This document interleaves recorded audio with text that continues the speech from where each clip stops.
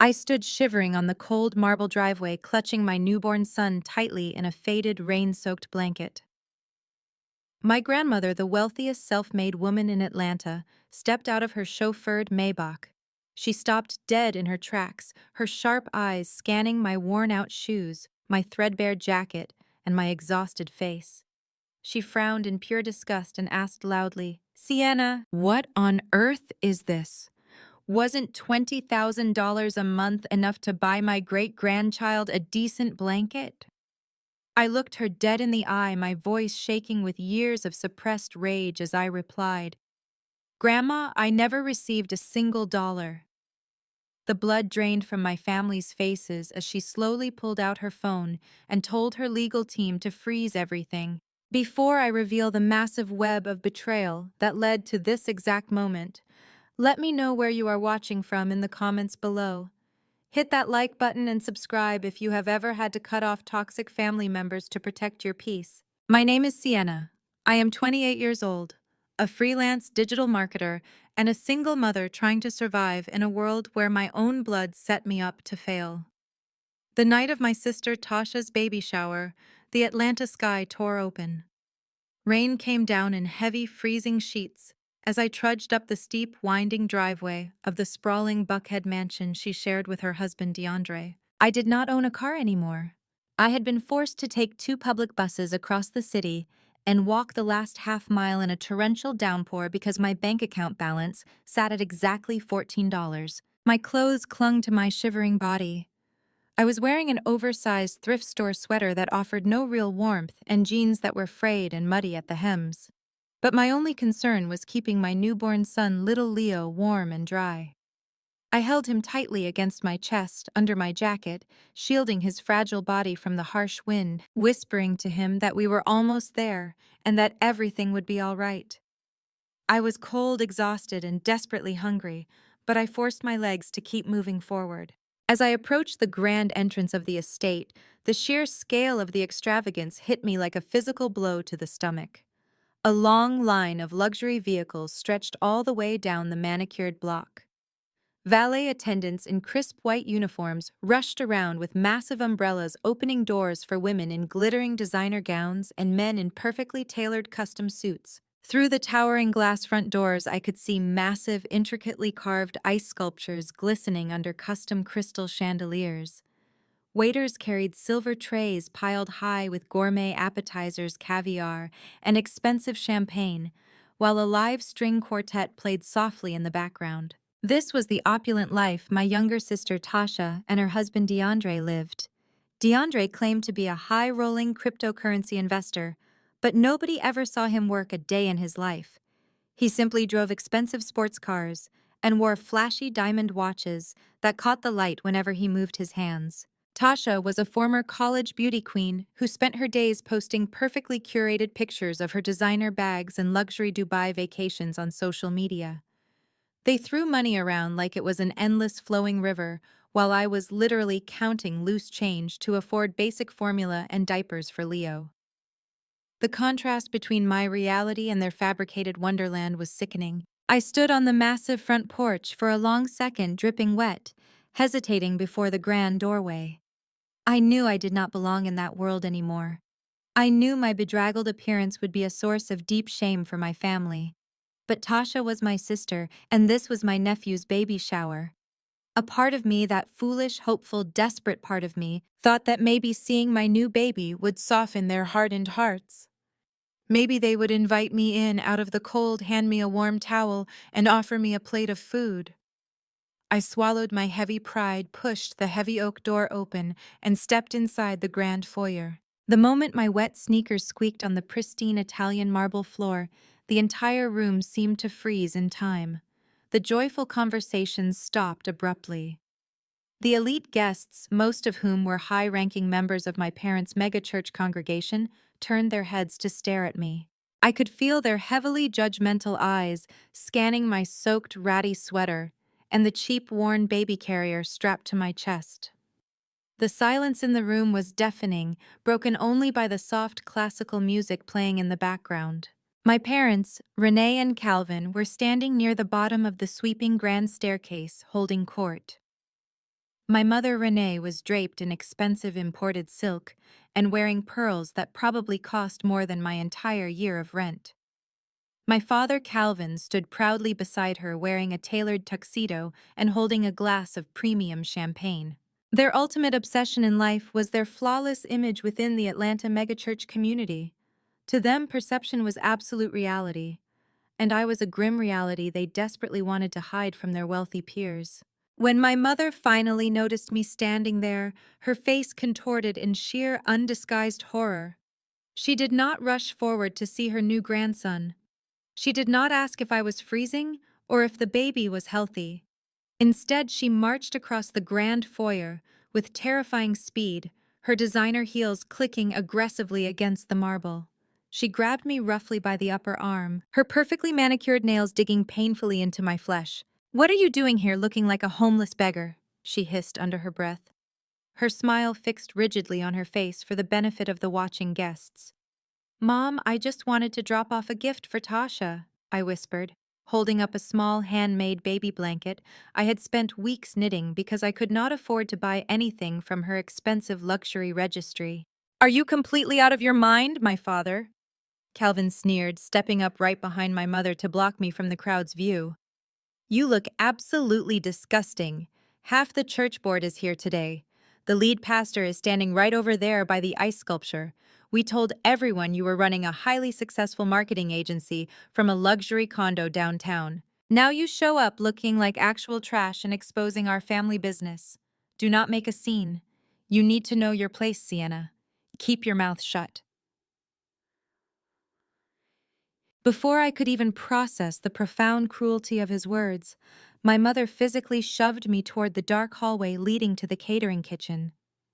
The sudden, violent push jostled Leo, and he started to cry softly against my chest. I tried to rock him and soothe him, but my hands were shaking too badly from the cold, and the adrenaline coursing through my veins. The rejection stung deeper than the freezing rain outside. "Get into the back right now," my mother commanded, her voice venomous and dripping with pure disdain. "If you are going to be here in my presence, you make yourself useful. Go to the catering kitchen and wash the dirty dishes. Do not come out here and ruin your sister's perfect day. Your poverty does not need to embarrass this family in front of the people who actually matter in this society." She shoved me hard through the heavy wooden swinging doors into the sweltering, chaotic catering kitchen, completely cutting me off from the bright lights and the celebration. The hired catering staff stopped what they were doing and stared at me as I stumbled in dripping wet and holding a crying infant. I was the biological sister of the host, the flesh and blood daughter of the proud grandparents, yet I was being treated worse than the hired help. I was ordered to scrub greasy plates while my family drank champagne and celebrated a child that had not even been born yet, completely ignoring the living, breathing grandchild shivering right in front of them. I stood by the massive industrial stainless steel sink, the smell of rich gourmet food making my completely empty stomach churn painfully. Hot tears pricked the corners of my eyes, but I stubbornly refused to let them fall. As I held my baby close, trying to transfer my meager body heat to him, a cold, hard realization settled over my heart. The people out there celebrating, the ones who shared my DNA, had absolutely no heart left for me. They cared more about impressing a megachurch pastor and maintaining a fake socialite facade than making sure their own daughter had a warm meal or a roof over her head. I grabbed a sponge and started scrubbing the plates, but a fierce fire was igniting inside my soul.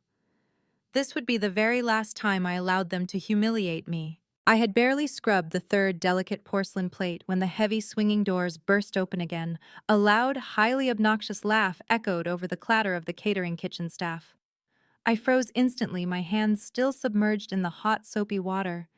That arrogant laugh was etched deeply into my worst nightmares.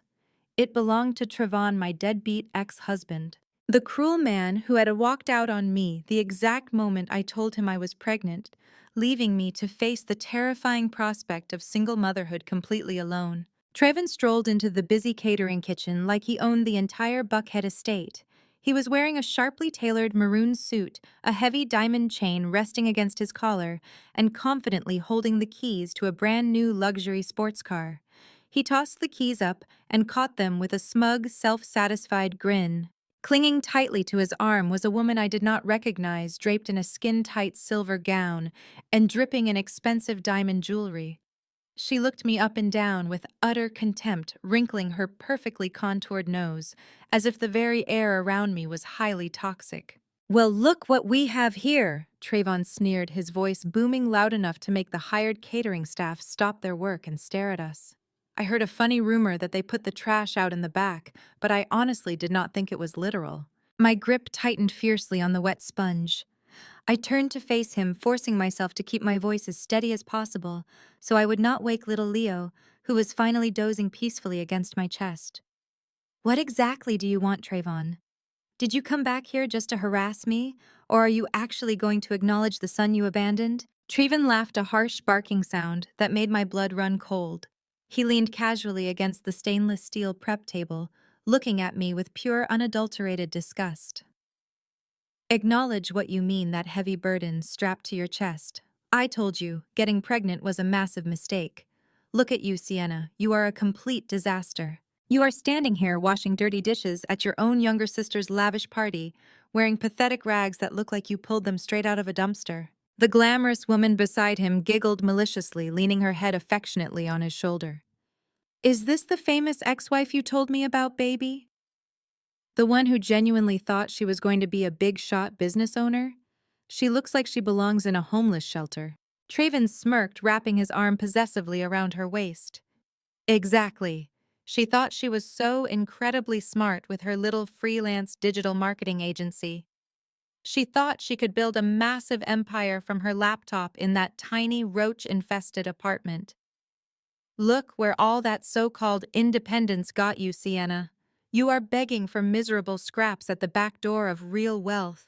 He took a deliberate step closer, his overwhelmingly expensive cologne masking the heavy smell of the kitchen grease. "I just bought a brand new Porsche straight off the dealership lot this morning. Custom leather seats fully loaded and paid entirely in cash.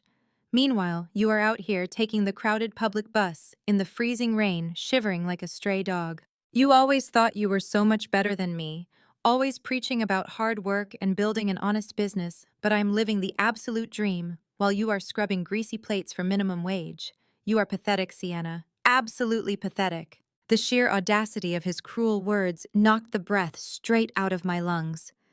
This was the exact man who had left me drowning in overwhelming debt, the man who had never bought a single pack of diapers or paid a single cent of child support. Yet here he was aggressively flaunting hundreds of thousands of dollars right in front of my face, treating me like I was the ultimate evil villain for simply trying to survive. I wanted to scream loudly. I wanted to throw the scalding hot dishwater right in his smug, arrogant face. But I knew if I gave him the angry emotional outburst he was desperately trying to provoke, I would only be playing right into his twisted hands. "Your stolen money does not make you a real man, Trayvon," I said calmly, keeping my chin held high. "It just makes you a shallow coward hiding behind a nice expensive car." His smug smile vanished instantly. His eyes darkened with sudden, dangerous rage, and he took another aggressive step toward me, raising his hand to point a threatening finger directly at my face. "You better watch your tone with me," Trayvon snarled, his voice dropping to a dangerous, intimidating register. "You have absolutely nothing. No money, no status, no future. You are a worthless joke, and everyone in our prestigious elite community knows it. They pity you. I am doing you a massive favor by even standing in the same room as you." He scoffed loudly, turning back to his mistress. "Let us get out of this filthy kitchen. The stench of utter failure is making me sick to my stomach." Just as he turned around, my father Calvin and my younger sister Tasha walked into the bustling kitchen. My heavy heart leaped with a sudden, desperate spark of hope. Surely my own father would not stand by and watch another man verbally abuse his vulnerable daughter and disrespect his infant grandson. "Dad," I pleaded, my voice cracking just a fraction as the heavy reality of the situation washed over me. "Trayvon came in here just to harass me and disrespect your grandson, Please tell him to leave right now. Calvin stopped walking casually, adjusting the diamond cufflinks of his tailored tuxedo.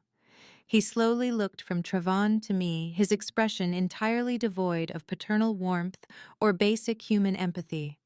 He did not look like a protective father defending his child. He looked like a wealthy socialite managing a highly inconvenient public relations crisis that threatened to ruin his carefully curated evening. "Do not make a scene, Sienna," my father said coldly, his voice slicing through the thick kitchen tension like a sharp blade.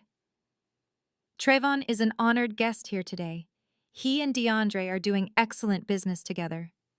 You need to know your place and stop causing unnecessary trouble for this family." I stared at him in utter, paralyzing disbelief.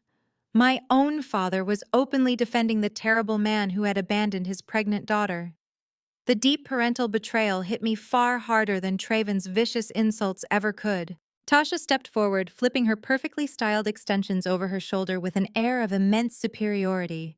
She was dripping in expensive designer labels, wearing a custom maternity gown completely covered in imported sparkling crystals.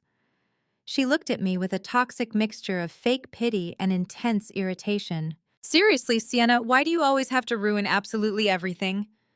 Tasha sighed heavily, crossing her arms over her small baby bump. "This is my special day. My successful husband and Trayvon are making massive moves in the crypto space, bringing real substantial generational wealth into this family. You are just bitterly jealous because your life is a total disaster. Look at me. I have the flawless marriage, the massive luxury mansion, the exclusive designer bags, and the perfect life. You have a failing freelance hustle and a hungry baby you cannot even afford to feed properly." She reached out and roughly flicked the frayed collar of my damp jacket. "You are a complete embarrassment. Dad is completely right. You need to keep your head down and finish washing those dirty plates. Do not even think about coming out to the main hall. We are about to cut the cake with the megachurch pastor, and your depressing presence will just ruin the beautiful aesthetic." My father nodded in firm agreement, placing a highly friendly hand on Trayvon's shoulder. "Come on, Trayvon. Let us get back to the wonderful party. The catering staff can handle this little mess." They turned their backs on me simultaneously. My father, my sister, and my ex-husband all walking away together, laughing and chatting amiably, as if they had not just emotionally destroyed me. The heavy kitchen doors swung shut behind them, sealing me back inside the hot, greasy reality they firmly believed I deserved. I stood completely alone, the sound of their joyous, carefree laughter fading quickly into the distance. The hired catering staff quickly averted their eyes, pretending they had not just witnessed my biological family strip away my last remaining shred of human dignity. The sheer crushing weight of their collective rejection settled heavily on my tired shoulders. I was absolutely nothing to them. I was not a beloved daughter, not a cherished sister, not even a human being worthy of basic fundamental respect. I was just a shameful stain on their perfect, wealthy image. But I stubbornly refused to cry. I swallowed the thick, burning lump in my throat and wiped my wet, soapy hands on my worn jeans. I was completely done. I would not wash another single dish for the heartless people who treated me like literal dirt. Carefully, I took the faded, rain-soaked blanket and wrapped it securely around my sleeping son. I pulled my jacket tighter over him, ensuring he was completely shielded from the harsh, freezing elements waiting outside. Without a single word to the staring catering staff, I turned sharply and walked straight out the back service door, stepping directly into the unforgiving, stormy Atlanta night. The biting physical cold immediately soaked through my thin clothes, but the physical cold could not compete with the absolute ice running through my veins. As I walked down the dark, treacherous driveway away from the glowing, opulent mansion, I pulled out my phone with badly trembling fingers. I opened my mobile banking app, staring intensely at the glowing screen through the heavy, falling rain.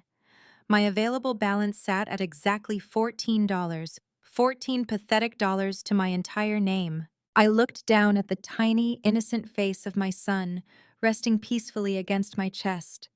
His soft, rhythmic breathing was the only thing keeping me grounded in that devastating moment. He truly deserved so much better than this brutal, endless struggle. He truly deserved a beautiful world of warmth, unconditional love, and absolute financial security. Right then and there, standing under the freezing, pouring rain of the dark Atlanta sky, I made a silent, unbreakable vow. I would tear down the sky itself before I ever let my precious child endure this kind of heartbreaking degradation again. My family thought they had broken me today, but they had only ignited a fierce, roaring fire they could never possibly extinguish. The freezing rain continued to soak through my worn-out shoes as I stood on the dark sidewalk, clutching my sleeping son tightly against my chest. Looking down at the glowing screen of my phone, the digital display mocking me with a balance of exactly $14, my mind violently pulled me backward in time. The painful memory of that night played in my head like a psychological horror movie trapped on an endless loop. 8 months ago, the world felt entirely different. I was standing in the immaculate living room of the upscale midtown condo I shared with Trayvon. The air smelled of roasted garlic and fresh herbs because I had spent 3 hours cooking his absolute favorite meal to celebrate. In my trembling hands, I held a small, glossy white gift box. Inside that box was a tiny pair of pristine white baby sneakers and a positive pregnancy test. I was 27 years old, deeply in love with my husband, and foolishly convinced that a new baby would finally bridge the growing emotional distance between us. When the heavy front door unlocked, my heart fluttered with pure, unadulterated joy. Trayvon walked into the condo looking sharp in a tailored charcoal suit, but his face was a mask of cold, hard stone. He did not smell the expensive dinner I had prepared. He did not greet me with a kiss. He just tossed his heavy set of keys onto the glass coffee table with a harsh metallic clatter that made me flinch. I took a hesitant step forward, holding out the small white box with a hopeful smile. I told him we were going to be parents. I expected him to drop his leather briefcase. I expected tears of overwhelming joy. Instead, he stared at the little white box as if it contained a deadly virus. He reached into his briefcase and pulled out a thick manila envelope. He slammed it down right next to the gift box with brutal force. The bold black letters across the top of the document read, "Petition for Dissolution of Marriage." I felt the floor completely vanish beneath my feet. I asked him what this was, my voice breaking into a pathetic whisper. I begged him to tell me it was just a sick, twisted joke. Trayvon did not flinch. He looked at me with eyes so dark and hollow they terrified me to my core. He said he was completely done playing house with a woman who had absolutely no value left to offer him. I fell to my knees, sobbing uncontrollably, clutching my stomach, pleading with him to stay for the sake of our unborn child. He laughed. It was that same cruel, arrogant laugh I had just heard echoing in the catering kitchen today. He leaned in close, his face inches from mine, and whispered the vicious words that completely shattered my reality. He said my parents, Renee and Calvin, had called him into my father's private administrative office at their massive Atlanta megachurch that very morning. They sat him down behind closed doors and explicitly warned him that I was officially cut off from the family wealth. My parents told him I was a rebellious embarrassment who refused to conform to their high society standards because I wanted to build an independent business instead of playing the role of a submissive socialite.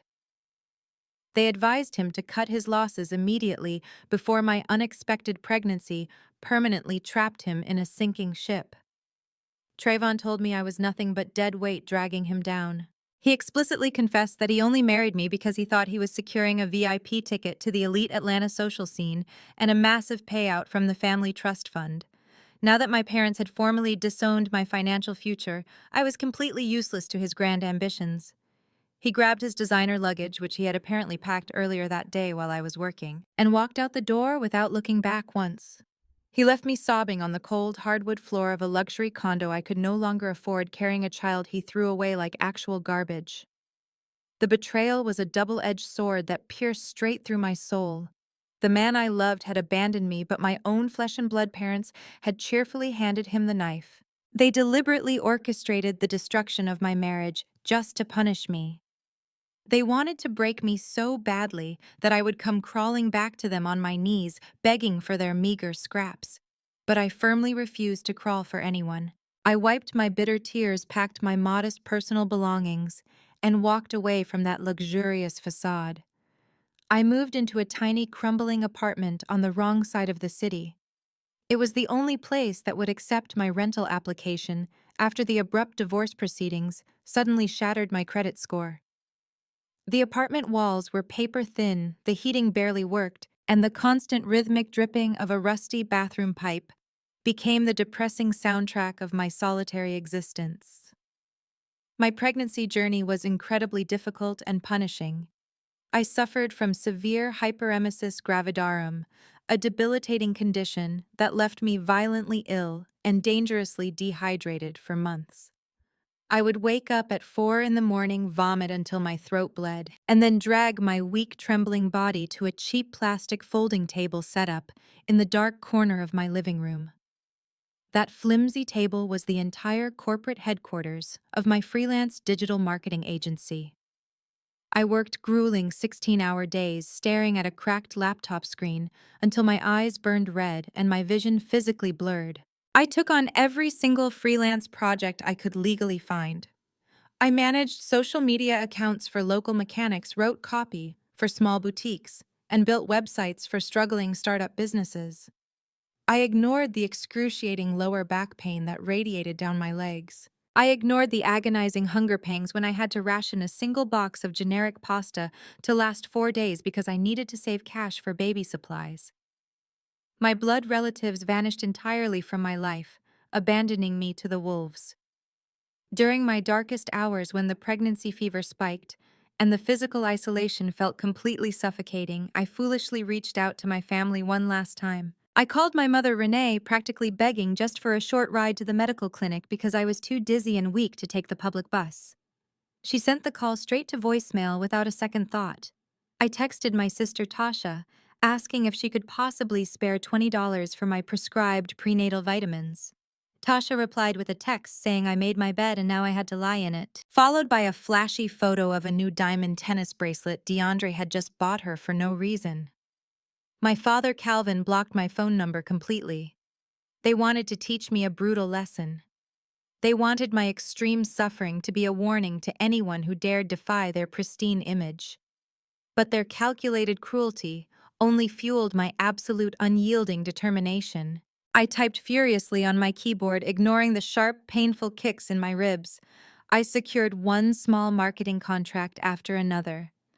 I saved every single penny, hoarding it in a separate savings account just to ensure my baby would have diapers and a warm place to sleep. When the time finally came to give birth, I took a crowded public bus to the local public hospital. I held onto the metal rail of the moving bus while severe contractions tore through my body, biting my lips so hard it bled just to keep from screaming in agony. I delivered Leo in a sterile, chaotic public ward with absolutely no family cheering me on, no congratulatory flowers, no colorful balloons. There was just me, the overworked hospital nurses, and the blinding, harsh fluorescent lights above. When they finally placed my beautiful newborn son on my chest, I looked at his tiny, perfect face and made a sacred promise. I swore I would fiercely protect him from the heartless monsters who shared our DNA. I brought him back to that freezing, cramped apartment, balancing a fragile newborn on one arm, while typing urgent marketing proposals with the other hand. My digital business was slowly gaining real traction, but the unexpected medical bills from the complicated delivery wiped out my meager savings in a matter of days. That was exactly how I ended up with only $14 in my bank account. That was exactly how I found myself standing in the freezing rain outside Tasha's luxury mansion today. I survived the darkest storm completely alone, building my empire brick by broken brick in the shadows. I was doing everything right, working honestly and loving my child fiercely. I did not need their fake megachurch charity or their dirty money. But looking at my bank app, the stark reality of my financial struggle hit hard. I had done the impossible by surviving this long, and yet my own sister and mother were still trying to drag me back into the mud just for their own twisted entertainment. I tucked my phone away, shielded Leo from the wind, and began the long, arduous walk back to my crumbling apartment. The past 8 months had forged me into solid steel, and I was about to show them exactly how sharp I could be. I finally made it back to my freezing apartment. My legs were shaking from the sheer exhaustion of the long walk, but I barely noticed. I gently unwrapped Leo from his damp blanket and laid him carefully in his small crib, making sure he was warm and dry. Just as I finally sat down on my worn-out mattress to catch my breath, my phone buzzed violently on the cheap plastic nightstand. The screen lit up, displaying my younger sister Tasha's name. I stared at it for a long second, fully intending to ignore the call entirely. But a dark gut feeling told me she was not calling to apologize for the catering kitchen incident. I hit accept and brought the phone to my ear without saying a single word. "Sienna, you need to transfer $5,000 right now." Tasha did not even bother with a simple greeting. Her voice was shrill and vibrating with aggressive entitlement. She sounded out of breath like she was pacing around her luxury mansion. I almost laughed out loud at the absolute absurdity of her crazy demand. I looked around my crumbling walls and then at my banking app, which still proudly displayed $14. "Are you completely out of your mind, Tasha?" I asked, my voice dropping to a dangerous icy whisper. "You just let your husband and my ex-husband humiliate me in the back of your home while you laughed in my face. You sent me out into the freezing rain with a newborn baby. Now you are calling me to demand $5,000. Do not play stupid with me, Sienna," Tasha snapped furiously. "The bank just called my private cell phone because I was listed as an authorized user. They are threatening to send the account to a collections agency by tomorrow morning if the minimum payment is not met immediately. You have a past due balance of $5,000, and it is going to ruin my flawless credit score if they link it to my residential address." I gripped the phone so tightly my knuckles turned completely white. I did not have a platinum credit card. I had not been approved for a single line of credit since Trevon destroyed my financial standing during our vicious divorce. A horrifying realization slammed into my chest like a runaway freight train. "Tasha," I said slowly, emphasizing every single syllable so she would hear me perfectly. "I do not have a platinum credit card." There was a brief, heavy silence on the other end of the line. Then Tasha let out a loud, arrogant scoff. "Oh, please do not act like a naive victim right now. I opened that account in your name 4 years ago when you had that high-paying corporate job before you completely ruined your entire life. I needed a backup card for my luxury shopping trips, and you were the only one with a high enough credit limit to get approved by the bank. Mom said it was perfectly fine because we are family and family shares their financial resources without complaining. I maxed it out last month buying vintage Chanel bags for my lavish baby shower. You need to pay the bill right now before the fraud department starts asking annoying questions." My vision literally went entirely black with raw, overwhelming rage. My own sister had committed identity theft using my personal social security number to fund her extravagant designer lifestyle, and my mother had openly encouraged it. They had saddled me with fraudulent debt while I was rationing a single box of generic pasta to survive the week. "I am not paying a single cent, Tasha. You committed federal identity theft. You committed massive financial fraud against your own pregnant sister. If the bank calls again, I am telling them exactly who maxed out that card, and I am filing a formal police report first thing in the morning. You can explain your fancy vintage Chanel bags to a federal judge." Tasha shrieked so loudly I had to pull the hot phone away from my ear. "You cannot do that to me. I am pregnant. You are just a jealous, bitter loser who wants to ruin my absolutely perfect life because yours is a miserable tragedy." Before I could hang up the phone, the line shuffled, and another highly familiar, venomous voice took over the intense call. It was my mother, Renee. "Sienna, you will do no such thing," Renee commanded, her sharp tone dripping with absolute authority and deep-seated malice. "You will pay that credit card bill immediately without another word of complaint. Tasha has a pristine public image to maintain in this city, and you will not tarnish our sacred family name over a few $1,000s. You will take whatever meager freelance money you have scraped together and clear your sister's debt today." "I am not paying for her stolen bags, Mom. I have exactly $14 to my name. I can barely afford basic baby formula because you all cut me off and blindly supported the awful man who abandoned me. I'm going straight to the police now. I'm reporting the fraud today." There was a terrifyingly calm and heavy silence on the other end of the line. When my mother finally spoke again, her voice was nothing but pure, calculated venom designed to destroy me completely. If you dare go to the police, Sienna, I will make sure you lose the only thing you have left in this miserable world. I will personally call Child Protective Services, and I will have my grandson ripped straight out of your highly incompetent arms forever. The brutal threat hit me like a physical punch to the throat. My breath hitched violently in my chest. I looked over at the crib where little Leo was sleeping soundly, completely unaware of the ruthless monsters plotting against us. You would not dare, I whispered, my heart pounding frantically against my aching ribs. Try me. Renee sneered ruthlessly. I am a highly respected senior board member at the largest church in Atlanta. I have deep personal connections with local judges, powerful lawyers, and prominent city officials. What do you have, Sienna? You live in a crumbling rat-infested apartment building. You have no stable income. I will tell the social workers that you are an unfit mother. I will tell them you cannot even afford to feed or clothe your child properly. I will take pictures of your disgusting neighborhood and hand them directly to a family court judge to seal your fate. They will take that baby away from you before the sun sets tomorrow evening. And because Calvin and I are wealthy, upstanding members of the elite community, the state will gladly hand him over to us without a second thought. We will give him to Tasha to raise as her own alongside her new baby. So you will pay that credit card bill, Sienna. Do you understand me? She hung up the phone, leaving me standing alone in the freezing dark room, listening to the hollow, dead dial tone. A cold, paralyzing fear washed over my entire being. I knew my mother was not bluffing in the slightest. She was ruthless enough and connected enough to make good on her terrifying threat.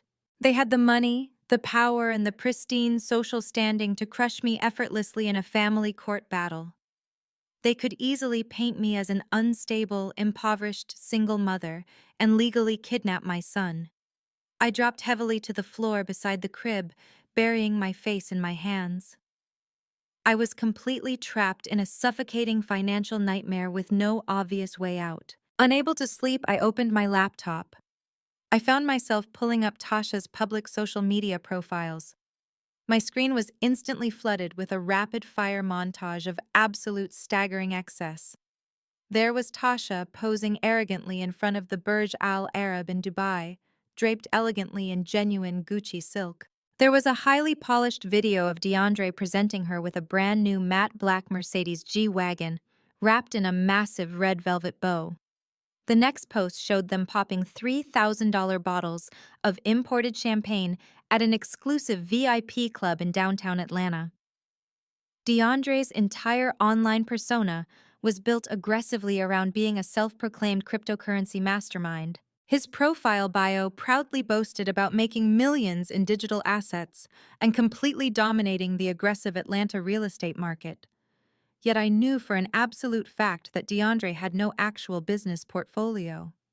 Before he married my sister, he was bouncing aimlessly between low-paying retail jobs and begging my father for small personal loans. But suddenly, within 10 short months, they were living like absolute royalty, while my identity was being actively stolen to fund their designer accessories. The math did not add up at all. They were hiding a massive dark secret behind those flawless Instagram filters, and I was about to find out exactly what it was, no matter the incredibly dangerous financial cost to myself or the absolute complete destruction it would inevitably bring down upon their fake, fraudulent empire. The very next morning, the fragile peace of my freezing apartment was shattered by a frantic series of notifications vibrating across my cracked phone screen. The family group chat, which I had been completely excluded from for the past 8 months, was suddenly blowing up with dozens of urgent messages. I scrolled through the chaotic wall of text and felt a sudden electrifying jolt of adrenaline course through my exhausted veins. Grandmother Vivian was coming back to Atlanta. Word had struck the elite social circles of my family like a devastating bolt of lightning. Grandmother Vivian was a 75-year-old self-made billionaire who commanded absolute respect and terrifying authority across the entire East Coast. She had built a massive real estate and luxury hair salon empire from absolute scratch, fighting her way to the very top of the Atlanta business world during an era when nobody wanted to see her succeed. She was sharp, ruthless, and possessed a legendary zero-tolerance policy for liars, scammers, and people who tried to fake their way into high society. She had been enjoying a luxurious 6-month vacation touring the French Riviera and Monaco, but she had abruptly ordered her private jet to turn around and fly straight back to Georgia. The reason for her sudden return was simple. She had finally received word through the wealthy church grapevine that her great-grandson had been born. My grandmother Vivian was a traditional matriarch who deeply valued family legacy above all else.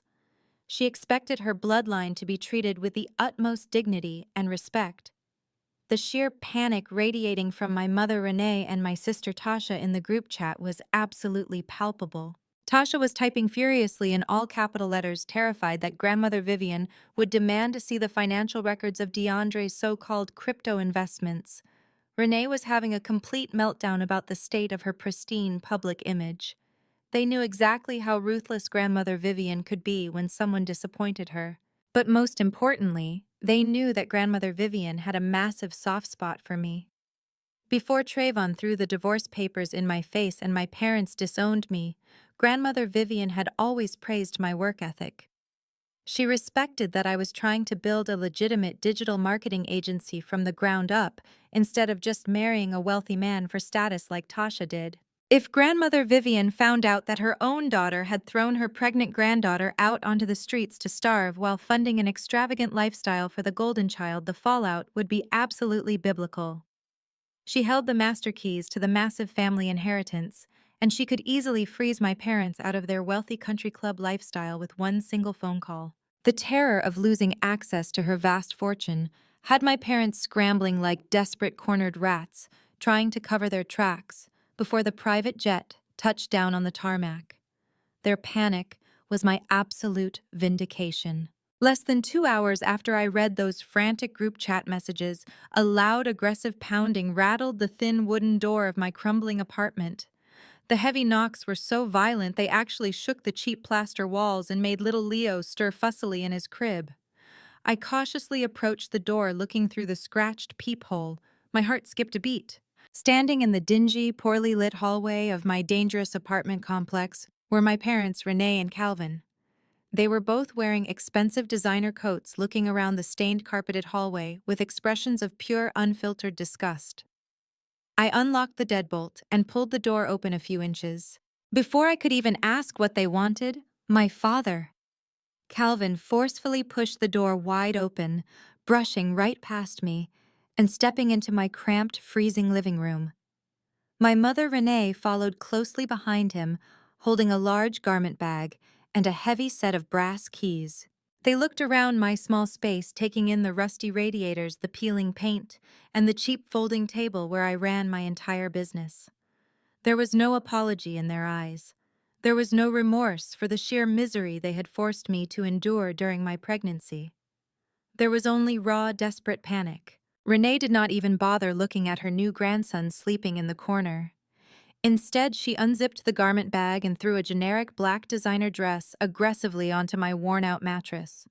She followed it up by tossing a pair of expensive leather heels right next to it.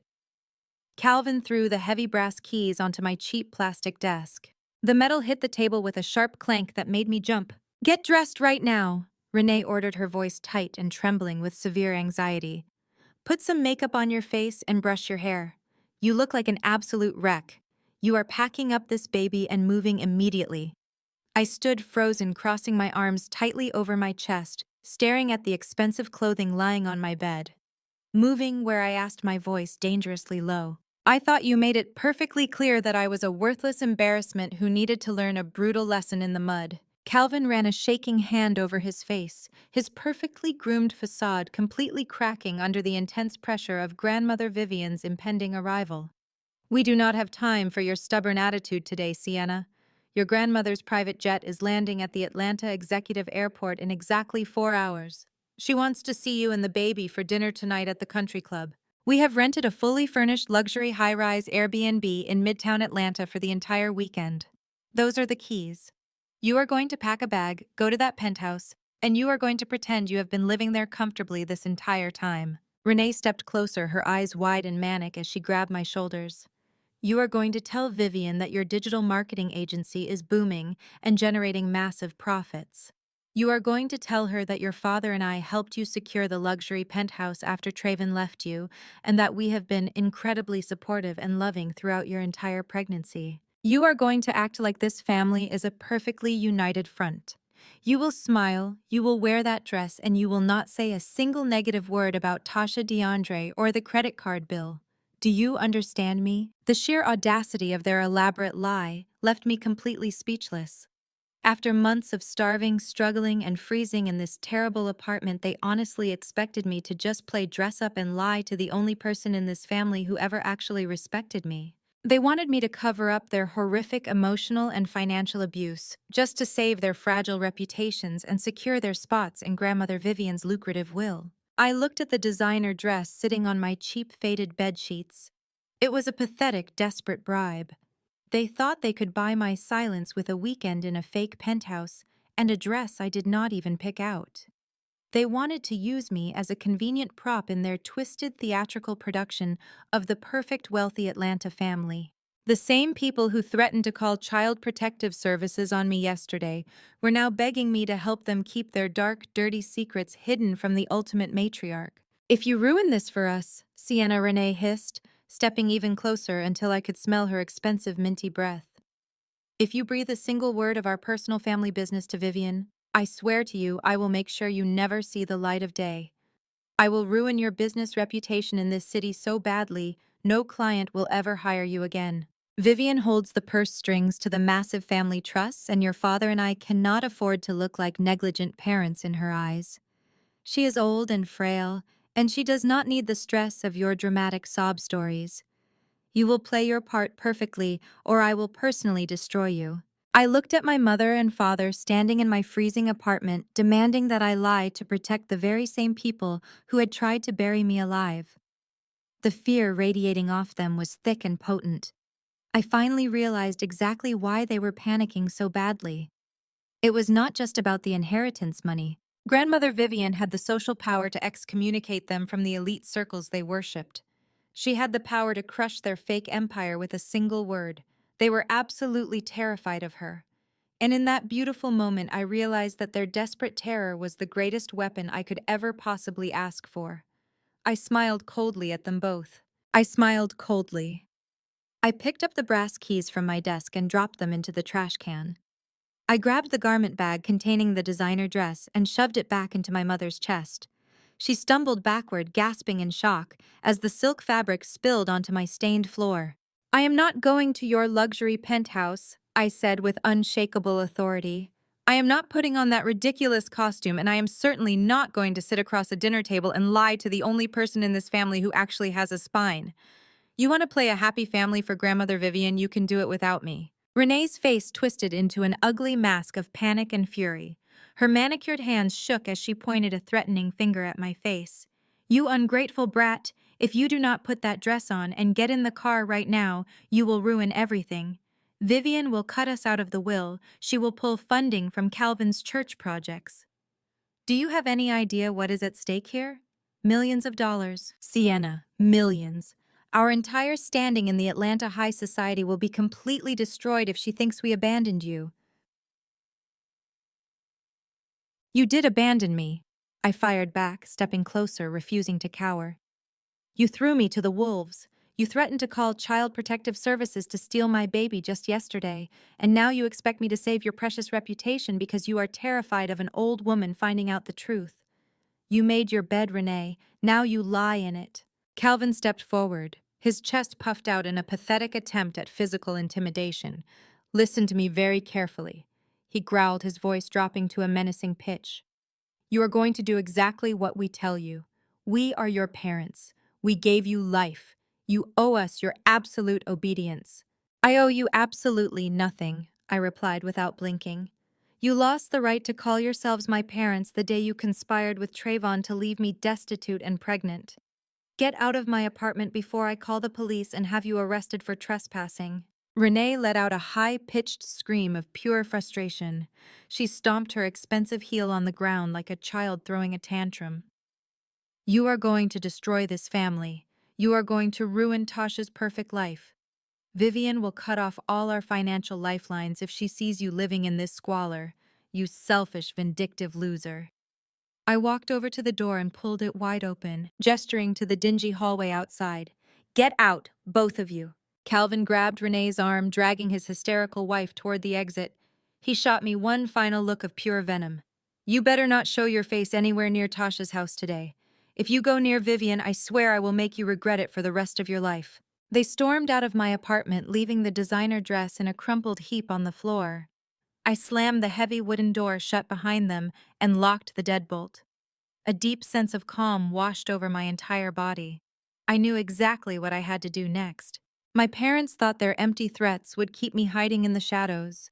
They assumed my poverty would make me too ashamed to show my face in their wealthy neighborhood.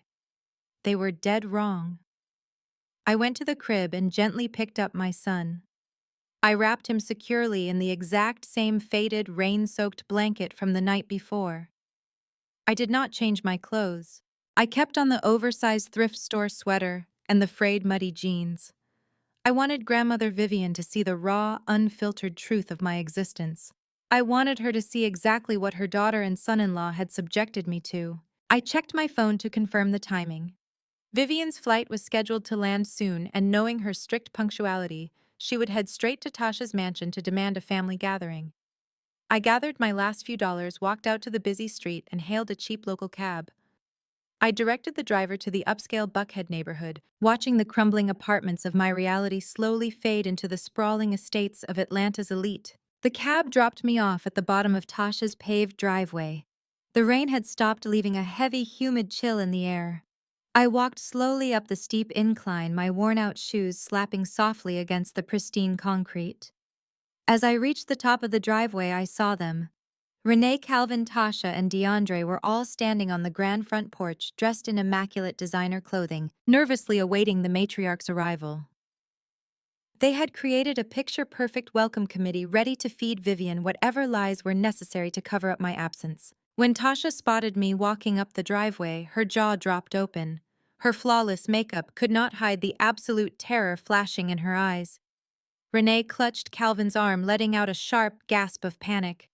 "What is she doing here?" Tasha hissed loudly, stepping forward as if she wanted to physically push me back down the driveway.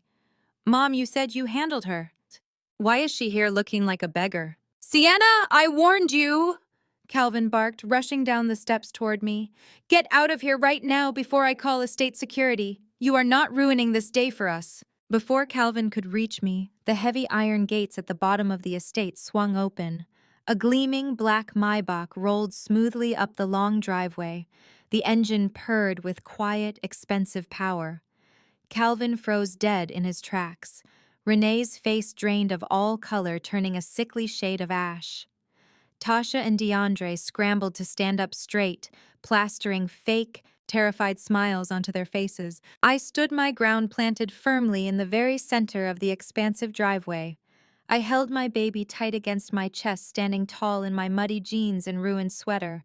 I was a stark, jarring contrast to the multi-million-dollar mansion behind me. The Maybach glided to a gentle stop just a few feet away from where I stood. The uniformed driver hurried out and opened the heavy rear door. Grandmother Vivian stepped out into the humid Atlanta air. Even at 75 years old, she commanded the space like a seasoned military general. She wore a tailored ivory pantsuit, her silver hair perfectly styled, leaning slightly on an elegant mahogany cane. Her sharp, calculating eyes instantly locked onto me. She did not look in the massive mansion. She did not look at my parents or my sister fawning on the porch. She looked exclusively at the shivering girl holding a newborn in the center of the driveway. Vivian's keen eyes scanned my worn-out shoes, the holes in my sweater, and the cheap faded blanket wrapped around my sleeping child. Her expression shifted from mild curiosity to deep, terrifying confusion, and then finally to pure, unadulterated outrage. The temperature in the driveway seemed to drop 10 degrees. Vivian slammed her mahogany cane against the pavement with a sharp, cracking sound that made my entire family flinch. She frowned, her voice slicing through the thick, tense air with absolute authority. "Sienna, what the hell is this?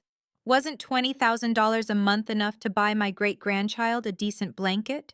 The silence that followed her question was suffocating. The words echoed in my mind. $20,000 a month. A massive fortune that I had never even known existed, let alone seen.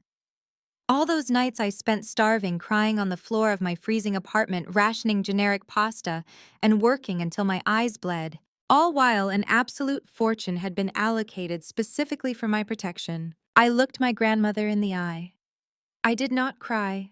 I did not scream. I spoke with an icy calm that carried across the quiet estate driveway.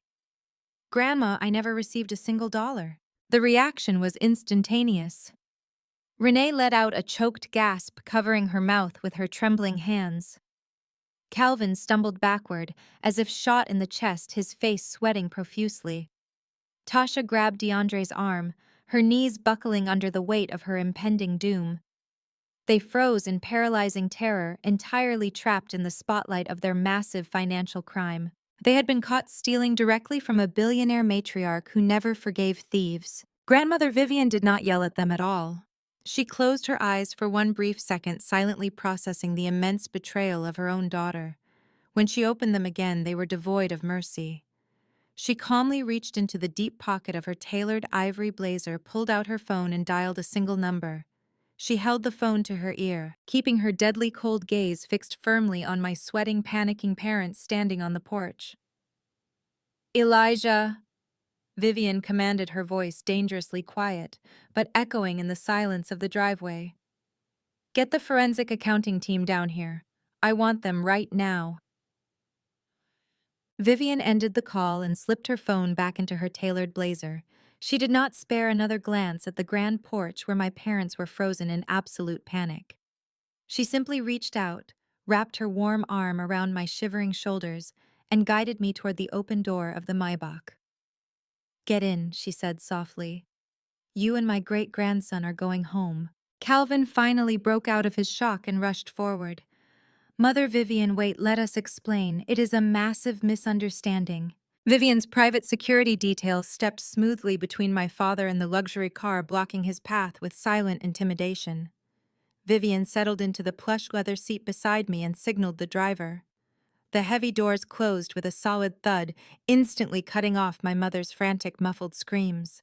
The luxury vehicle glided away from the mansion, leaving the architects of my misery standing alone in the driveway. For the first time in 8 months, the biting cold began to leave my tired bones. The heated seats of the Maybach warmed my aching back, and the quiet, insulated cabin felt like a rolling fortress. Vivian did not ask me any exhausting questions on the ride. She just reached over and gently stroked little Leo's cheek with her thumb. We arrived at Vivian's private estate, a sprawling, heavily guarded compound tucked deep within the most exclusive section of Buckhead. Unlike Tasha's flashy, newly built mansion, my grandmother's home radiated quiet, untouchable wealth. Massive iron gates opened seamlessly for us, and an elite team of private security monitored the perimeter. The moment we stepped inside the grand foyer, Vivian's dedicated staff sprang into action like a well-oiled machine. A kind housekeeper named Martha immediately brought a stack of heated, fluffy towels. She gently took my soaked jacket and wrapped a thick cashmere blanket around my son.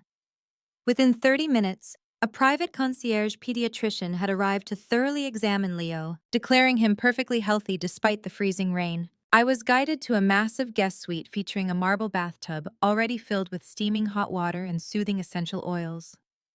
I scrubbed the dirt, the rain, and the humiliating kitchen grease from my skin. When I stepped out, a plush imported silk robe was waiting for me. I walked into the adjoining private dining area, where a hot, nourishing meal of roasted chicken, herb vegetables, and warm broth had been laid out. I ate until I was full, feeding Leo with premium formula the staff had rushed to purchase. Sitting in that warm, secure room, looking at my baby, finally resting in a state-of-the-art crib, the relentless survival mode that had ruled my life for months finally began to power down. We were safe. An hour later, there was a soft knock on my door. Martha informed me that Grandmother Vivian and her lead attorney Elijah were waiting for me in the executive study down the hall. I tightened the belt of my robe, took a deep breath, and walked out to face the ultimate truth.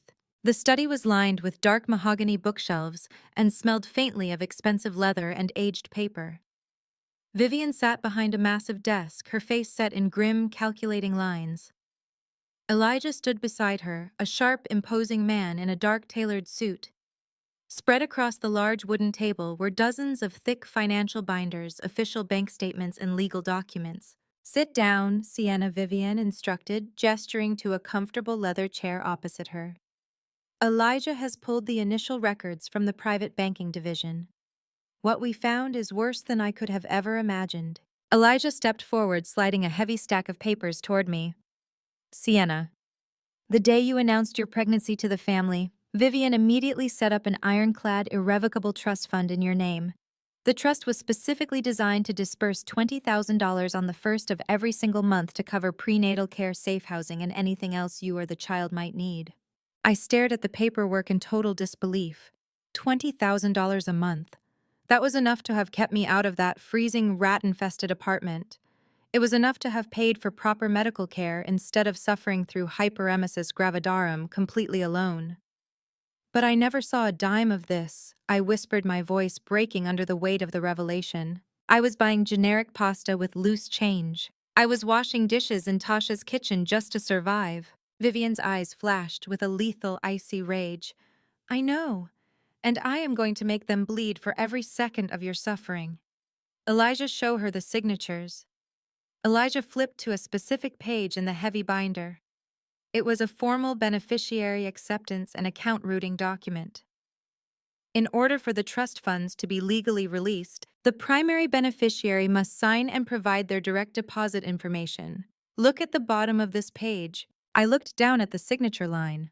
My name was written in dark blue ink, but the cursive was completely wrong. The loops were too tight, the slant was overly dramatic. "That is not my signature," I said immediately. "That looks exactly like my mother's handwriting when she tries to aggressively copy mine." "Forgery," Elijah stated clinically. "Renee and Calvin intercepted the trust notification letters. They forged your signature on the acceptance forms, but they hit a massive roadblock.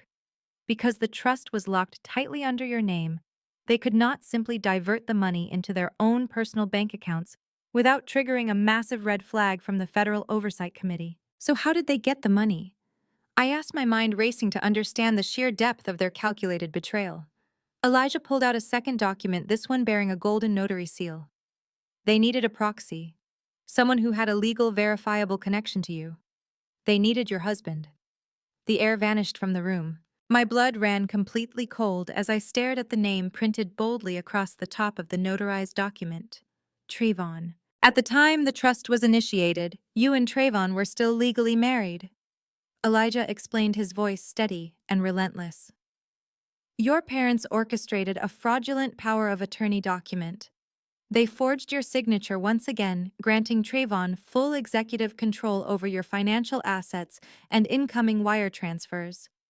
Because he was your legal spouse, the bank accepted the authorization without question." The pieces of the horrifying puzzle finally clicked into place. The violent shock of the revelation nearly knocked me out of my leather chair. That was the exact reason my parents had called Trayvon into their private church office that morning 8 months ago. They did not just tell him I was cut off from the family wealth. They pulled him into their twisted, illegal conspiracy. They showed him the $20,000 monthly deposits and offered him a lucrative cut of the stolen money if he agreed to play along and keep his mouth shut. They engineered my entire divorce. They instructed Trayvon to walk away, to abandon me while I was pregnant and vulnerable, ensuring I would be entirely isolated and far too overwhelmed with survival to ever ask questions about family inheritances. Trayvon was their golden ticket. Vivian said, her voice dripping with pure, unfiltered disgust. Your parents needed an inside man to intercept the wire transfers without raising suspicion. They bought his cooperation by giving him a massive share of the stolen money. But Trayvon is an absolute idiot, Elijah interjected, tapping a bank statement with his expensive pen. He could not explain a sudden influx of $20,000 a month to the Internal Revenue Service without a legitimate business front. He needed a secure way to clean the stolen cash. Elijah slid a final document across the table. It was a corporate registration for a cryptocurrency investment firm. The listed owner was DeAndre. The money laundering pipeline, Elijah explained smoothly. The trust disbursed $20,000 to Trayvon's account. Trayvon skimmed 30% right off the top to fund his new luxury cars and his glamorous mistress. He then wired the remaining 70% to DeAndre's fake crypto company under the guise of fake investment portfolios. DeAndre then used that laundered cash to buy the Buckhead mansion, the designer bags, and the lavish lifestyle Tasha has been flaunting all over the internet. I sat paralyzed in the leather chair staring at the irrefutable evidence of their staggering crimes. My own mother, my father, my sister, my brother-in-law, and the man I once loved had all formed a sophisticated criminal enterprise just to drain the lifeblood meant for my newborn son. They had stolen food straight from a hungry baby's mouth so they could post pictures of expensive champagne and designer clothes on social media. They built an opulent empire entirely on my silent, starving agony. Wire fraud, tax evasion, identity theft, grand larceny. Elijah listed the charges with chilling precision. Each of these is a federal felony carrying mandatory prison sentences. They did not just break family trust, Sienna, they broke federal laws. I looked up at grandmother Vivian. She was not crying.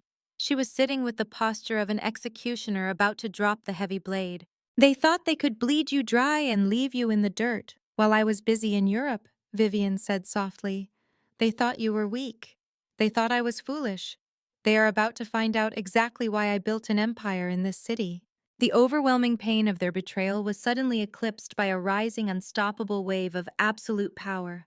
I was no longer the freezing, begging girl standing in the rain. I was standing inside an impenetrable fortress, armed with federal evidence and backed by a billionaire who was ready to go to war. The trap was already set, and I was going to watch them all walk right into it. The thought of their impending destruction filled my chest with a fiery, satisfying heat. I leaned forward in my chair, looked at Elijah, and asked what our exact next move would be. Elijah adjusted his dark suit jacket and opened a separate, thicker black binder. Before we discuss our next move, Sienna, you need to understand the absolute full extent of this financial web. What I showed you earlier was just the surface. This binder contains the complete forensic breakdown of every single transaction your family made using your stolen trust funds over the past 8 months. He slid a glossy spreadsheet across the mahogany table. Let us look at Trayvon first. The 30% he skimmed right off the top equates to exactly $6,000 every single month. He did not invest a dime of it. He used your money to sign a luxury lease for that silver-dressed mistress you met in the catering kitchen. The designer gown she was wearing today, purchased with the trust funds. That brand new custom Porsche he was bragging about in the kitchen. He used your forged signature to secure the financing, using the monthly trust deposits as proof of his primary income. My stomach turned violently. Trayvon had literally financed his shiny new life of infidelity and luxury using the exact money that was meant to keep his own biological son warm and fed. Now let us move to the remaining 70%, Elijah continued, his voice devoid of any emotion. $14,000 a month was systematically wired into a corporate account, registered to an entity called Apex Digital Assets. This is the shell cryptocurrency firm supposedly owned by your brother-in-law, DeAndre. Our forensic accountants dug deep into Apex Digital Assets. The company holds absolutely zero real cryptocurrency. They conduct no legitimate trades. They have zero actual clients. The entire corporate structure is nothing but a cheap, hollow facade designed to clean the stolen cash.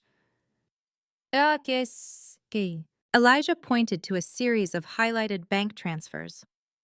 DeAndre took that $14,000 a month and funneled it directly into his personal checking account, claiming it as massive investment returns. This fake income allowed him to secure the massive mortgage on the Buckhead mansion. It paid for the matte black Mercedes G-Wagon he gifted to Tasha. It funded their lavish first-class vacations to Dubai and Monaco. Every single ice sculpture, every piece of Wagyu beef, and every drop of premium champagne at that baby shower today was paid for by the trust fund meant for little Leo. I stared at the staggering numbers printed on the spreadsheets. My own sister had built her entire social media influencer persona on the back of my desperate poverty.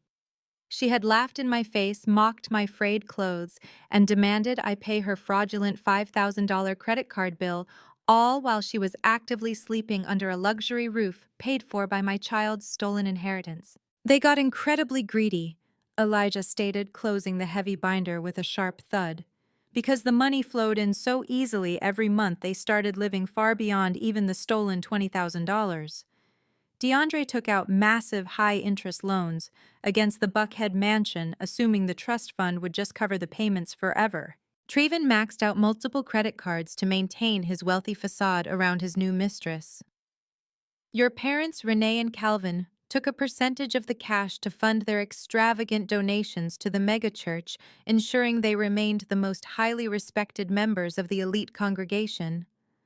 They built a massive, towering house of cards, Sienna, and every single card is stamped with a federal crime. The sheer scale of their operation was breathtaking. They had not just stolen money, they had systematically manufactured a completely fake reality. They walked around Atlanta acting like self-made millionaires, looking down their noses at struggling people like me, when in reality they were nothing but common thieves draining a newborn baby's survival fund. They have stolen exactly $160,000 in cash over the last 8 months, Elijah concluded firmly. But the financial damages, the fraudulent loans, the identity theft, and the wire fraud multiply their criminal exposure exponentially. The FBI and the IRS will not just ask for the money back. They will seize every single asset they own, auction off the cars, foreclose on the mansion, and hand out lengthy federal prison sentences. I took a deep, steadying breath. The fire in my chest burned hotter than ever. I was ready to watch them lose everything.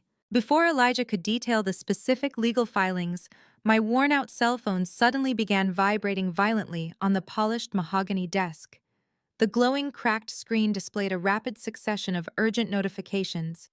I had missed 4 calls, and now there were 2 new aggressive voicemails waiting in my inbox. The caller identification showed Trayvon's name, followed immediately by a missed call from DeAndre. They were completely unaware that grandmother Vivian and her elite legal team had already uncovered their massive federal crimes. They still firmly believed they held all the absolute power, assuming I had just manipulated a frail old woman with a dramatic, fabricated sob story out there in the rain. I tapped the cracked screen and put the first voicemail on loudspeaker, so Vivian and Elijah could hear exactly what kind of ruthless monsters we were truly dealing with. Trevon's arrogant, nasty voice filled the quiet study. Listen to me very carefully, Sienna. I do not know what kind of pathetic lies you just fed to your grandmother out there in the rain, but you need to fix it right now. You are nothing but a broke, crazy single mother, and nobody in this city is going to believe a single word you say over a highly successful businessman like me. If you do not call Vivian back and tell her you made the whole thing up, I am going to call my high-powered lawyer friends. I will tell them you are suffering from severe postpartum psychosis.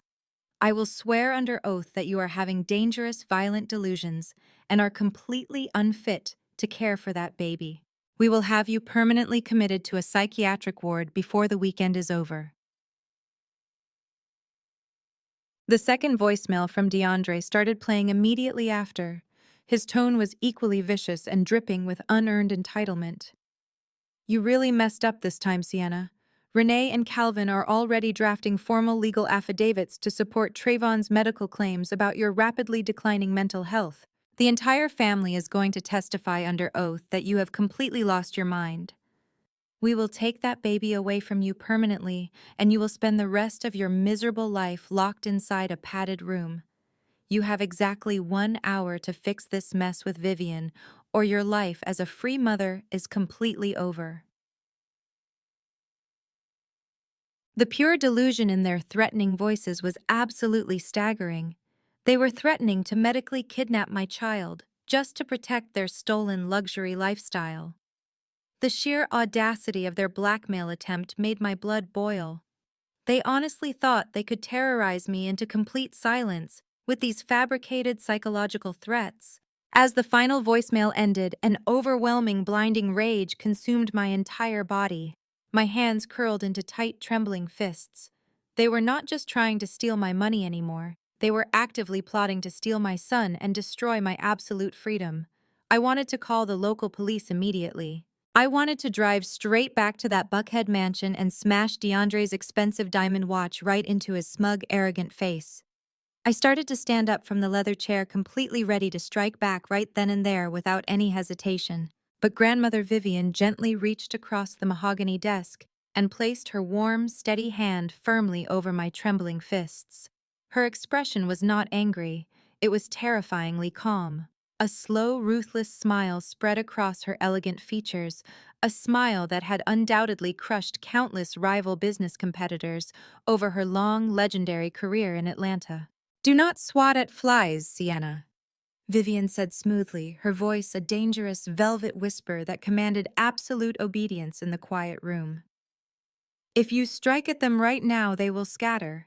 They will hire cheap defense lawyers, hide the remaining money in offshore accounts, and drag this out in the messy public courts for years. We do not want them to scatter, we want them to burn." She looked over at Elijah, who was already nodding in firm agreement, quietly packing the devastating financial evidence back into his highly secure leather briefcase. "Next weekend is Tasha and DeAndre's grand anniversary gala at the Ritz-Carlton." Vivian continued, her eyes gleaming with dark, calculated anticipation. "We wait for them to gather the entire megachurch congregation, the local politicians, and their fake high society friends. And then, my dear, we burn the entire toxic hive completely down." Exactly 1 week later, the massive grand ballroom of the famous Ritz-Carlton in downtown Atlanta was completely transformed into a blinding, breathtaking spectacle of stolen wealth. Tasha and DeAndre were hosting their first wedding anniversary gala, and they had spared absolutely no expense. The entire cavernous space was draped in cascading white orchids and imported silk panels that caught the light of the massive crystal chandeliers overhead. A towering 10-tier wedding cake, adorned with pure edible gold leaf, stood proudly in the exact center of the room, surrounded by 3 distinct massive champagne fountains flowing endlessly with the most expensive vintage bubbly. The opulence was incredibly overwhelming, but every single glittering detail made my stomach turn. I knew the dark truth. Every single orchid, every drop of champagne, and every hour of the live jazz band's performance was directly funded by the money stolen from my infant son. The exclusive guest list was a carefully curated collection of Atlanta's most highly influential and incredibly powerful social elite. Renee and Calvin were in their absolute element, working the crowded room with practiced ease. My father, Calvin, was eagerly shaking hands with local city council members and wealthy real estate developers, loudly boasting about DeAndre's entirely fictional cryptocurrency triumphs. My mother, Renee, was firmly attached to the arm of the highly respected megachurch lead pastor, feeding him utterly fabricated stories about our perfect, blessed family. They were soaking up the admiration and prestige, building their towering house of cards higher and higher into the atmosphere. DeAndre arrogantly held court near the main open bar, wearing a custom-tailored crushed velvet tuxedo that aggressively screamed flashy new money. He was aggressively waving a thick imported cigar while explaining a completely fake digital asset portfolio to a group of gullible older investors who hung onto his every word. Tasha was gracefully gliding across the polished marble dance floor like a reigning queen. She wore a skin-tight diamond-encrusted designer gown that dragged heavily on the carpet, posing for countless professional photographers hired specifically to document her completely manufactured fairy tale life. They were entirely intoxicated by their own perceived power, completely oblivious to the federal crosshairs that were currently locked directly onto their backs. The sheer audacity of their public celebration was staggering. They had threatened to have me committed to a psychiatric ward and steal my baby just a few short days ago. Now they were smiling for the cameras, acting like the most generous, upstanding citizens in the entire state of Georgia. I watched them from the shadowy edge of the grand entrance, taking a deep breath to steady my racing heart. The trap was perfectly set, and the most important performance of my entire life was about to begin. The sheer magnitude of their deception was on full public display, surrounded by the very people whose opinions they valued above all else in this world. Every laugh, every toast, and every arrogant smile was just another nail in their inevitable coffin. They thought they had won the ultimate victory over me, but they were simply dancing blindly on the very edge of a massive legal cliff.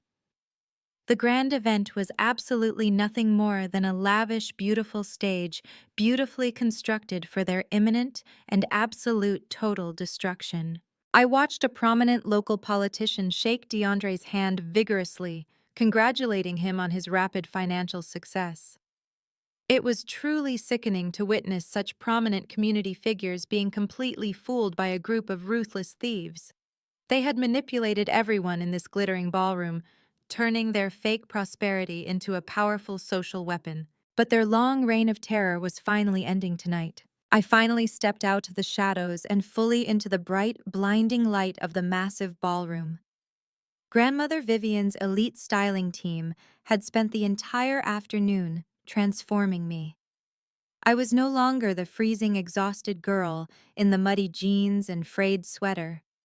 I was wearing a breathtakingly beautiful floor-length emerald green gown crafted from genuine vintage silk. My hair was styled in sleek, flawless waves, and my makeup was understated but incredibly striking.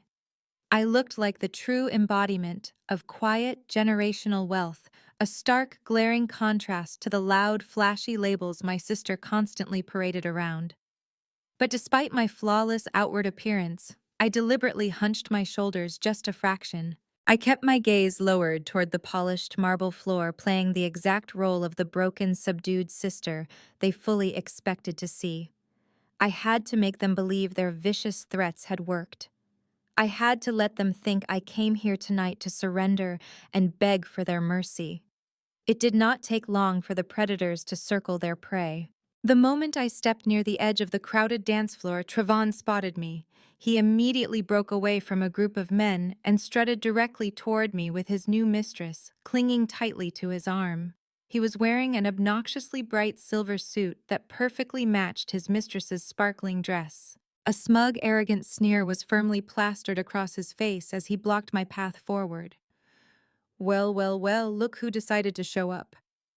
Trevon mocked his loud voice, drawing the attention of several nearby guests. I honestly did not think you would have the guts to show your face in high society again, Sienna.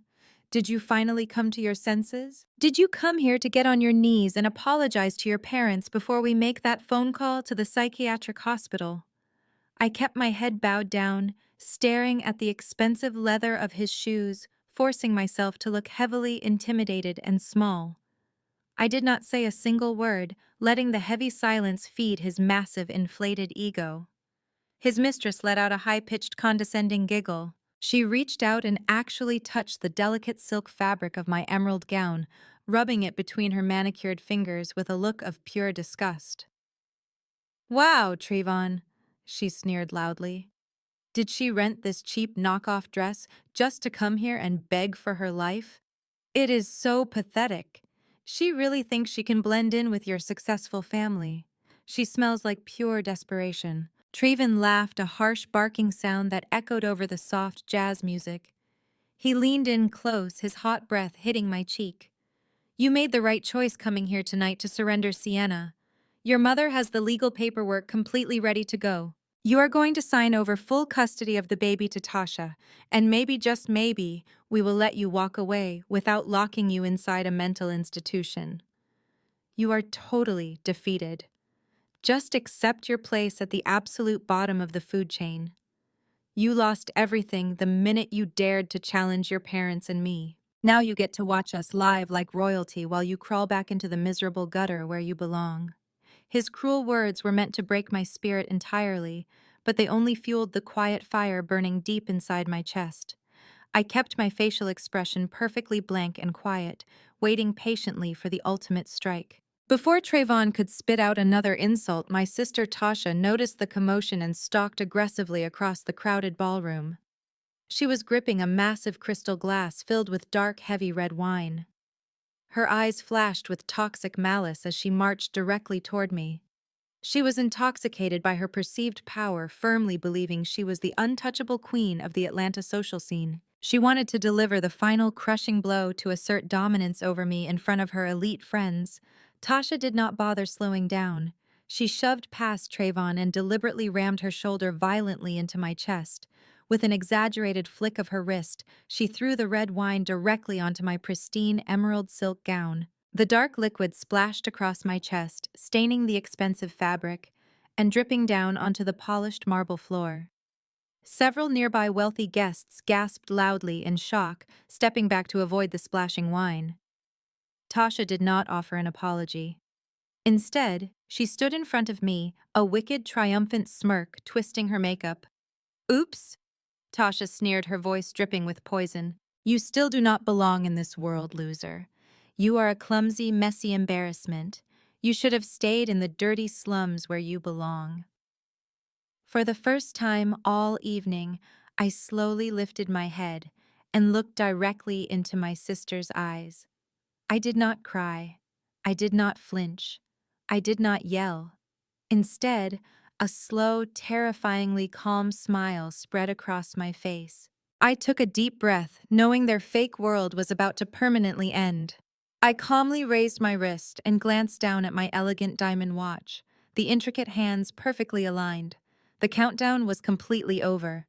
It was exactly time for the main event. Just as the dark red wine dripped from my stained silk dress onto the polished marble floor, the grand ballroom lights dimmed completely.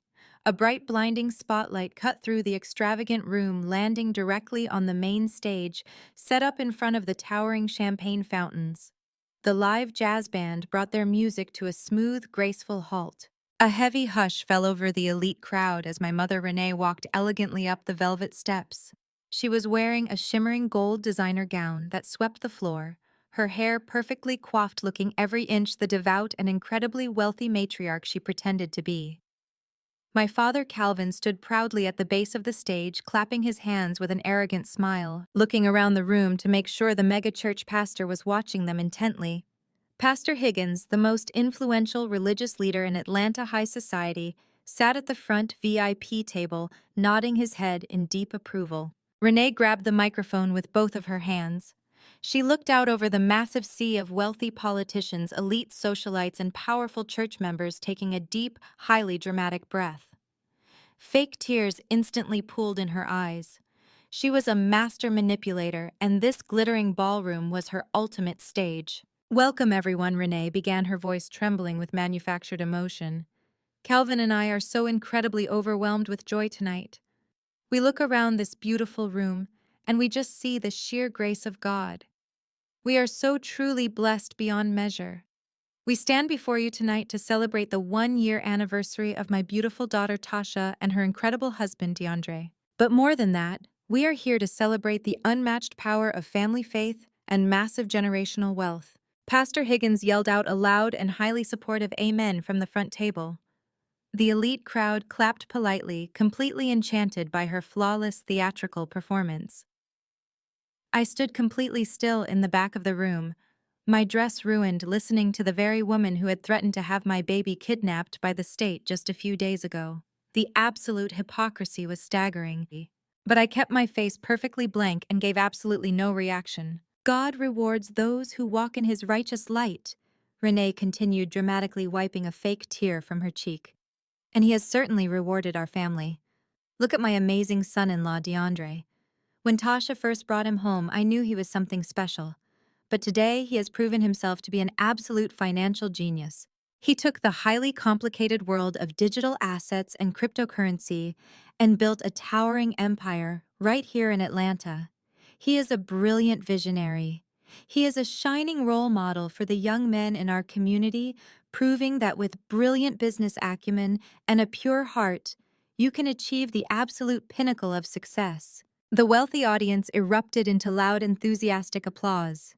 DeAndre stood next to the massive wedding cake, puffing out his chest and adjusting his custom-crushed velvet tuxedo jacket. He was proudly soaking in the unearned praise for a crypto company that did not actually exist anywhere outside of his own delusions. Renee then turned her gaze to Tasha, who was beaming with arrogant pride. And my gorgeous daughter, Tasha Renee, said, her voice rising with dramatic flair. She is the absolute pride of our family line. She is a devoted wife, a flawless mother, and a shining beacon of grace. Tasha sets the ultimate standard for young women everywhere. She handles the immense pressure of high society with such effortless elegance. She proves that when you stay true to your strict family values, you are highly rewarded with a beautiful, perfect life. Calvin and I could not possibly be more proud of the magnificent legacy she is actively building. She did not mention me at all. She did not mention her other daughter, the one standing in the dark back of the room covered in spilled wine. To Renee, I was just a dirty secret, a failed experiment that she had successfully swept under the rug. She painted a vibrant, flawless picture of a wealthy, God-fearing family that did absolutely no wrong. She preached loudly about honesty, integrity, and faith, while wearing expensive jewelry paid for entirely by money stolen from my newborn son. The entire crowd hung on to her every single word, totally captivated by the grand illusion. Renee finished her speech by wiping her eyes one last time, thanking the pastor for his spiritual guidance, and handing the microphone over to DeAndre. The applause was deafening, a standing ovation for the greatest liars in the entire state of Georgia. DeAndre took the microphone with a wide, unbelievably arrogant grin. He grabbed a glass of vintage champagne from a passing waiter, a bottle that I knew cost at least $500. He held the crystal flute up to the bright spotlight, the incredibly expensive diamond watch on his wrist, catching the harsh glare and blinding the guests sitting in the front row. He cleared his throat, trying to look humble and grounded, but his massive ego was radiating off him in suffocating waves. "Thank you, Mom," DeAndre said smoothly, leaning his body into the microphone stand. "And thank you to everyone who came out tonight to celebrate our massive success." People always ask me what the big secret is. They see the sprawling mansions, they see the luxury sports cars, they see the beautiful, flawless wife, and they desperately want to know the magic formula. But let me tell you the absolute, unvarnished truth. There is no magic at all. It is just raw, unrelenting hard work. You have to be willing to pull yourself up by your own bootstraps. You have to fiercely grind while everyone else is sleeping. I watched him pace back and forth across the stage, delivering a highly motivational speech built entirely on stolen money and federal wire fraud. Traven and his mistress were standing near the open bar, cheering loudly and raising their own expensive glasses in active support of the massive deception. DeAndre stopped pacing and looked directly out into the crowd. His eyes scanned the large room until they landed exactly on me, standing quietly in the shadows with my ruined dress. A cruel, highly knowing smirk crossed his face. "Not everyone has the right mindset for massive wealth," DeAndre continued, his voice dripping with heavy condescension. "Some people are just incredibly comfortable staying at the absolute bottom. They want to constantly make excuses for their failures. They want to play the helpless victim and wait around for a free handout instead of building their own empire from scratch. But in this family, we do not tolerate laziness. We cut out the dead weight immediately. We elevate. We protect our own, and we leave the pathetic losers in the dirt where they belong, because true success requires absolute ruthlessness." It was a direct, vicious, subliminal jab aimed squarely at my chest. Tasha laughed out loud from her VIP table, clapping her hands excitedly at the harsh public insult. DeAndre was standing on a lavish stage paid for by my child-stolen trust fund, publicly calling me a lazy loser who wanted a handout.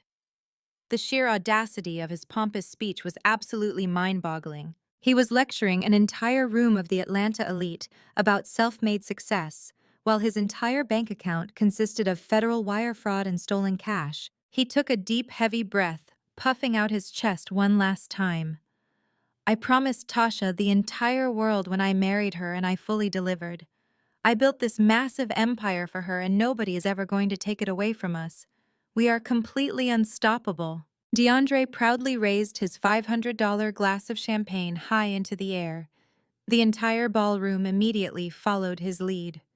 Hundreds of wealthy guests, influential politicians, and respected church leaders stood up from their tables, lifting their crystal flutes toward the glittering ceiling. The live jazz band readied their instruments, preparing to swell into a triumphant, celebratory song. Pastor Higgins stood at the very front of the room, raising his hand to offer a final booming blessing over the newly minted millionaires. To family, to wealth, and to our absolutely limitless future, DeAndre shouted passionately into the microphone, his voice echoing victoriously through the massive hall. To the future, the elite crowd echoed back in perfect enthusiastic unison. They all leaned in to take a sip of their expensive stolen champagne. But before a single drop of liquor could touch their lips, a massive deafening boom rattled the crystal chandeliers high above their heads. The sound was so violently loud that several guests gasped and dropped their glasses, shattering fragile crystal across the polished marble floor. The heavy solid oak doors at the very back of the Ritz-Carlton ballroom slammed wide open, hitting the walls with the terrifying force of a physical explosion. The smooth jazz music died instantly. DeAndre froze on the stage, his champagne glass hovering mid-air. The entire congregation turned around in absolute paralyzing silence, staring wide-eyed at the grand entrance. The silence before the storm was heavy, thick, and utterly terrifying. The storm had finally arrived. Through the massive double doors stepped Grandmother Vivian. She did not look like an elderly woman interrupting a party. She looked like a highly decorated general arriving to accept an unconditional surrender. She wore a perfectly tailored charcoal gray suit, her silver hair pulled back into a severe, immaculate bun, her mahogany cane striking the marble floor with loud rhythmic thuds. To her immediate right walked Elijah, his face a mask of absolute lethal professionalism, holding a thick black leather briefcase. But it was the three men flanking them that caused all the oxygen to instantly vanish from the Ritz-Carlton ballroom. They were built like absolute tanks, wearing dark, tactical windbreakers. The bold yellow letters printed across their chests read, FBI and IRS Criminal Investigation Division. They walked with a heavy, terrifying authority, their hands resting cautiously near their utility belts. The deafening silence that gripped the elite crowd was absolute. You could literally hear the quiet hum of the air conditioning. Not a single person dared to breathe, cough, or whisper. The prominent politicians who had just been vigorously shaking DeAndre's hand slowly began to back away, their political survival instincts kicking in as they recognized the federal agents. Pastor Higgins lowered his hands, the enthusiastic blessing completely dying in his throat. DeAndre stood frozen stiff on the grand stage, his expensive champagne flute trembling so violently that the liquor splashed onto his velvet tuxedo. Tasha stopped clapping, her diamond-encrusted fingers slowly dropping to her sides, as her eyes widened in pure, unadulterated horror. I remained in the back shadows of the ballroom watching the magnificent scene unfold with intense, burning satisfaction. My parents, Renee and Calvin, were completely trapped at the front VIP table. Calvin looked like he was about to pass out, his chest heaving as he stared at the federal badges. Renee instinctively reached out to grab Calvin's arm, her perfectly manicured nails digging into his suit jacket. She tried to force a welcoming, polite smile onto her face, but her lips were trembling too violently to maintain the facade. The sea of wealthy guests parted immediately, creating a wide, clear path straight down the center of the ballroom. Vivian did not rush. She walked with slow, calculated precision, every strike of her mahogany cane echoing loudly like a ticking clock, counting down the final seconds of their fake empire. The federal agents walked closely behind her, their eyes scanning the room, quickly locating their primary targets. I saw Trevon standing near the open bar, his arrogant smirk entirely gone. He took one look at the IRS windbreakers and immediately tried to slip toward the side exit, abandoning his mistress without a second thought. But an armed hotel security guard who had been briefed by Elijah earlier stepped firmly in front of the emergency doors, blocking his only escape route. Trayvon's face drained of all color, and he shrank back against the wall, realizing he was completely trapped. Vivian reached the front of the room. Renee desperately rushed forward, her heels stumbling on the carpet. Mother Renee gasped, her voice shrill and dripping with fake, desperate affection. We did not know you were coming tonight. What a wonderful surprise. Vivian did not stop walking. She did not even look at her own daughter. She completely bypassed Renee, ignoring her existence entirely, and marched straight up the velvet steps of the main stage. Vivian stopped directly in front of DeAndre. He was sweating profusely now, beads of moisture rolling down his forehead and ruining his pristine image. He opened his mouth desperately, trying to formulate a greeting or an excuse, but no words came out. Vivian simply reached out, grasped the microphone with her steady, ringed hand, and ripped it right out of his trembling fingers. She turned her back on him, facing the hundreds of elite guests, the politicians, and the megachurch leaders. Elijah stepped up to the edge of the stage, looking up at the audio-visual control booth located in the balcony. He gave a single sharp nod to the technician. The heavy motorized projector screens, which had been rolled up near the crystal chandeliers, suddenly began to descend with a loud mechanical hum. Tasha had spent thousands of dollars preparing a highly romantic, heavily edited slideshow of their luxurious vacations and fake business meetings to be played during this exact moment of the gala.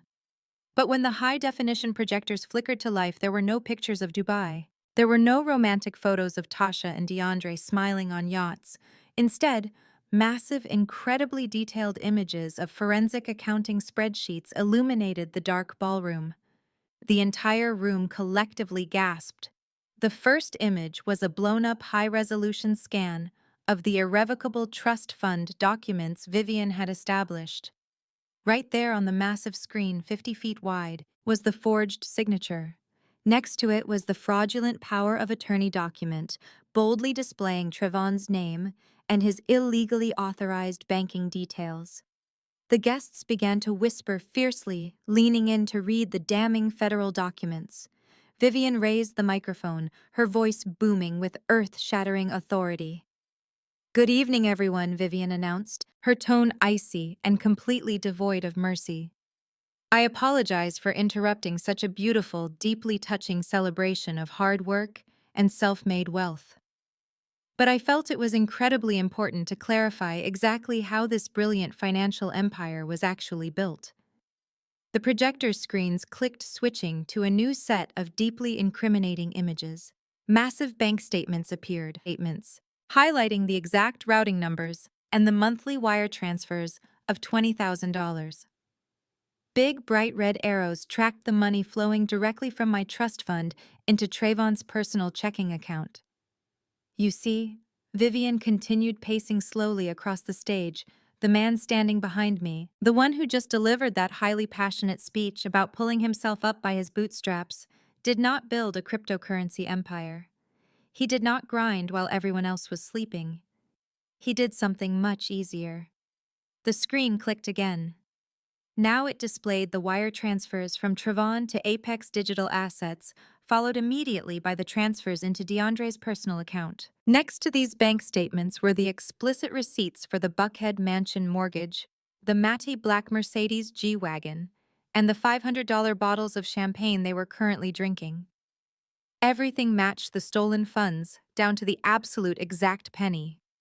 The whispers in the elite crowd turned into loud, outraged murmurs. Pastor Higgins stood up from his chair, his face a mask of profound disgust, staring at the undeniable proof of massive financial fraud lighting up the ballroom. This entire gala, Vivian proclaimed, her voice echoing off the walls, this venue, these expensive flowers, and that ridiculous crushed velvet tuxedo were paid for by a highly coordinated money laundering scheme. My daughter Renee and her husband Calvin forged a federal document to intercept a private trust fund. They used their former son-in-law Trevon as a proxy to steal $20,000 every single month, and they funneled that cash directly to DeAndre to finance this pathetic, fraudulent circus. Tasha let out a loud, hysterical sob from her VIP table. She covered her face with her hands, realizing her perfect socialite image was being brutally slaughtered in front of every single person she desperately wanted to impress. Renee fell back into her chair, clutching her chest, pretending to hyperventilate, but nobody rushed to help her. Calvin stared blankly at the floor, his entire world completely destroyed. "They bragged about family values," Vivian said, pointing her mahogany cane directly at Renee. They stood in front of this church congregation and preached about righteous light. But in reality, they conspired to throw my pregnant granddaughter Sienna out onto the streets. They left her to starve in a freezing, rat-infested apartment. They threatened to call the authorities and kidnap her newborn baby if she dared to expose their massive credit card fraud. The crowd gasped again, the sheer cruelty of the revelation sending shockwaves through the room. Several high society women who had just been praising Tasha now looked at her with pure, unadulterated revulsion. The politicians were already texting their public relations teams, desperately trying to distance themselves from the radioactive fallout of this criminal family. Vivian turned around and looked dead into DeAndre's terrified, sweating face. She did not yell. She did not need to raise her voice to inflict absolute devastation. She stepped right up to him, ensuring every single person in the room heard her final crushing verdict. "You are no entrepreneur," Vivian said, her voice dripping with lethal disdain. "You are no visionary. This financial genius is nothing but a parasite stealing milk money from a newborn baby." The words hung in the heavy, stunned air, acting as the ultimate indisputable death sentence for their fake, luxurious lives. DeAndre opened his mouth, desperately trying to deny the accusations, but his voice completely failed him. He looked out at the sea of angry, disgusted faces, realizing there was absolutely no escape from the digital evidence glowing brightly on the screens above him. The illusion was entirely shattered. The facade had been violently ripped away, leaving them completely naked and exposed to the harsh, unforgiving light of federal justice. The undeniable weight of absolute accountability crashing down upon their deceitful empire was a truly magnificent sight that I would cherish forever. At Vivian's slight, almost imperceptible nod, the three federal agents immediately sprang into calculated action. The tactical windbreakers rustled sharply as they moved with terrifying speed and absolute precision. Two of the heavily armed agents marched directly up the velvet-covered steps of the grand stage. DeAndre did not even attempt to run. His legs completely gave out beneath him, and he dropped the $500 crystal champagne flute. The glass shattered violently against the stage floor, spraying expensive vintage liquor across his shiny, crushed velvet tuxedo shoes. The lead federal agent grabbed DeAndre by his trembling shoulders, spinning him around with brutal force and slamming him face first onto the main stage. The heavy metal handcuffs ratcheted tightly around his wrists with a loud, distinct clicking sound that echoed throughout the massive, silent ballroom. At the exact same time, the third federal agent sprinted toward the side exit where the hotel security guard was still blocking Trayvon from escaping. Trayvon was desperately clawing at the emergency door handles, crying like a cornered coward, completely abandoning the glamorous mistress, who was now backing away from him in sheer horror. The federal agent grabbed Trayvon by the collar of his obnoxious silver suit and violently dragged him back into the bright light of the main ballroom. He threw Trayvon down onto the polished marble floor, right next to the towering 10-tier wedding cake. Another pair of heavy steel handcuffs snapped aggressively into place. DeAndre Washington and Trayvon Miller, the lead federal agent, announced, his deep, authoritative voice booming across the stunned congregation. "You are both being placed under federal arrest for multiple counts of felony wire fraud, severe tax evasion, identity theft, and money laundering. You have the right to remain silent. Anything you say can and will be used against you in a court of law. You have the right to speak to an attorney. If you cannot afford an attorney, one will be provided for you." The reality of the Miranda rights being loudly read in the middle of a high society anniversary gala sent a massive shockwave of panic through the elite crowd. Guests instinctively backed away, pulling their expensive gowns and tailored suits far out of reach, treating the arrested men like they carried a highly contagious disease. Suddenly, a piercing, hysterical scream ripped through the ballroom. Tasha leaped up from her VIP table, her diamond-encrusted designer gown catching on the chair as she scrambled toward the stage. Her flawless makeup was completely ruined, dark streaks of mascara running down her flushed, sweating face. "Get your hands off my husband!" Tasha shrieked, flailing her arms wildly as she tried to physically push the federal agent away from DeAndre. "Do you have any idea who we are? We are wealthy. We are powerful. You cannot do this to us. This is a massive misunderstanding. A stern female IRS agent immediately stepped forward, blocking Tasha with an unyielding stance. She grabbed Tasha by the wrist, stopping her frantic flailing in a single second. The agent's sharp eyes dropped to the massive glittering diamond necklace resting heavily against Tasha's chest. "Ma'am, step back immediately," the female agent commanded with cold clinical authority. "And take off that necklace right now," Tasha gasped, her hands flying up to protect the expensive jewelry. "What? No. My husband bought this for me for our anniversary. It is mine." "Your husband purchased that jewelry using stolen trust funds funneled through a fraudulent shell corporation," the agent stated firmly, her voice carrying no sympathy whatsoever. "It is no longer a personal accessory. It is classified as federal evidence of grand larceny and money laundering. Take it off, or I will arrest you for obstruction of justice and remove it by force." Tasha let out a loud, agonizing wail of pure defeat. Her trembling hands fumbled with the delicate golden clasp at the back of her neck. She unhooked the massive diamond necklace and let it drop humiliatingly into the federal agent's waiting plastic evidence bag. The glittering symbol of her fake superiority was sealed away like a piece of cheap garbage.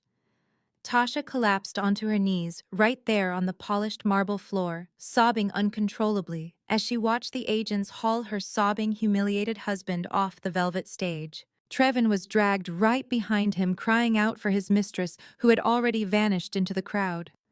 As the heavy ballroom doors slammed shut behind the departing federal agents, the suffocating atmosphere of the room shifted from sheer shock to absolute, unadulterated judgment. The elite guests, the prominent politicians, and the high society socialites all turned their piercing, disgusted gazes directly toward the front VIP table. My parents, Renee and Calvin, were completely exposed. Their carefully curated reputation, built over decades of calculated lies and aggressive social climbing, had been violently slaughtered in a matter of minutes. Renee scrambled out of her chair, her gold designer gown dragging heavily on the floor as she rushed frantically toward the stage. Calvin stumbled right behind her, his face completely drained of blood, looking like a desperate, broken man. They threw themselves at the base of the velvet steps, looking up at Grandmother Vivian with wild, pleading eyes. "Mother, please," Renee begged, her voice cracking in absolute terror. "You cannot do this to us. The entire megachurch is watching. Pastor Higgins is right there. You are ruining our lives. We will pay the money back. We will find a way to return every single cent to Sienna. Just call your lawyers and make this federal investigation go away. Please spare our family name." Vivian looked down at her daughter with an expression of pure, unbreakable ice. She did not waver. She did not show a single ounce of maternal mercy. "You ruined your own lives the moment you decided to steal food from a freezing, helpless infant," Vivian stated, her voice slicing through Renee's pathetic apologies like a sharpened blade. "You have no family name left to spare. You are nothing but common thieves." Before Renee could utter another desperate, sobbing excuse, Elijah stepped forward, adjusting his dark suit jacket. He opened his thick black leather briefcase and pulled out a heavy stack of legally binding documents, securely bound with a thick red ribbon. He walked down the velvet steps and shoved the massive stack of papers directly into Calvin's trembling hands. "What is this?" Calvin stammered, staring blindly at the bold legal print on the front page. "That is a formal notice of immediate foreclosure and asset seizure," Elijah explained with brutal, calculated precision. "In order to fully recoup the $160,000 you stole from Sienna's trust fund, plus the extensive legal fees, punitive damages, and federal fines, Grandmother Vivian has legally purchased the primary debt on your personal estate. She has officially seized your luxury home. You have exactly 48 hours to pack your belongings and vacate the property before the county sheriff arrives to physically forcibly remove you." Renee let out a blood-curdling shriek of pure horror, clutching her chest as if her heart had just stopped beating. "Our house. You are taking our home? Where are we supposed to go?" "Maybe you can find a nice freezing rat-infested apartment on the wrong side of the city," I said, finally stepping forward out of the shadows. I walked slowly down the center aisle in my pristine emerald silk gown, holding my head high. I hear they are highly affordable for people who have absolutely nothing left. Renee and Calvin turned to look at me, their eyes wide with the crushing realization of their total defeat. They had no power over me anymore. The tables had completely permanently turned. Pastor Higgins, the highly respected leader of the Atlanta megachurch, stood up from his VIP table. His face was a dark storm of righteous anger and deep betrayal. He looked down at Renee and Calvin groveling on the floor. "Do not ever step foot inside my church again," Pastor Higgins commanded, his booming voice echoing with absolute finality. "You have used the sacred house of God to hide your wicked, sinful greed. You are completely excommunicated from our congregation. May the Lord have mercy on your dark, corrupted souls." Bantait? With that devastating pronouncement, Pastor Higgins turned his back on them and walked straight out of the grand ballroom. His departure acted as the ultimate signal for the rest of the elite crowd. The politicians, the wealthy real estate developers, and the high society socialites immediately followed suit. They grabbed their expensive coats and expensive purses, walking quickly toward the exit. Nobody offered Renee a comforting hand. Nobody offered Calvin a single word of support. They looked at my parents and my sister with absolute unfiltered disgust, treating them like toxic pariahs. The undeniable weight of absolute accountability crashing down upon their deceitful empire was truly magnificent tonight. Fast forward exactly 6 months, and the absolute reality of their devastating downfall had permanently settled into the concrete foundation of their ruined lives. The federal justice system moves with a swift and entirely unforgiving efficiency when wealthy billionaires and blatant wire fraud are involved. Trayvon and DeAndre did not get the luxury of a prolonged, heavily publicized trial. Faced with the overwhelming mountain of forensic accounting evidence that Elijah and his elite legal team handed directly to the federal prosecutors, they were forced to take a harsh plea deal. Both men are currently serving 10 years of hard time in a maximum security federal penitentiary without the slightest possibility of early parole. There are no crushed velvet tuxedos or brand new custom sports cars behind those cold steel bars. There are only cheap orange jumpsuits and the brutal daily reality of their massive, unbridled greed. Tasha, stripped completely of her fake designer identity, and her stolen luxury mansion faced an equally harsh reckoning. The federal government seized absolutely everything she owned to pay back the fraudulent loans DeAndre had recklessly acquired. To avoid serving prison time as an accessory to their massive financial crimes, she was ordered to pay back heavy federal fines and extreme restitution. The former beauty queen, who used to post flawless pictures from Dubai, is now working grueling 50-hour weeks on the graveyard shift as a deeply exhausted cashier at a local discount grocery store. Her pristine manicures are completely gone, replaced by the harsh, exhausting reality of minimum wage labor and drowning in massive, unpayable debt. My parents, Renee and Calvin, experienced the most poetic justice of all. They once believed they were the absolute kings and queens of their highly exclusive social circles, untouchable and supreme.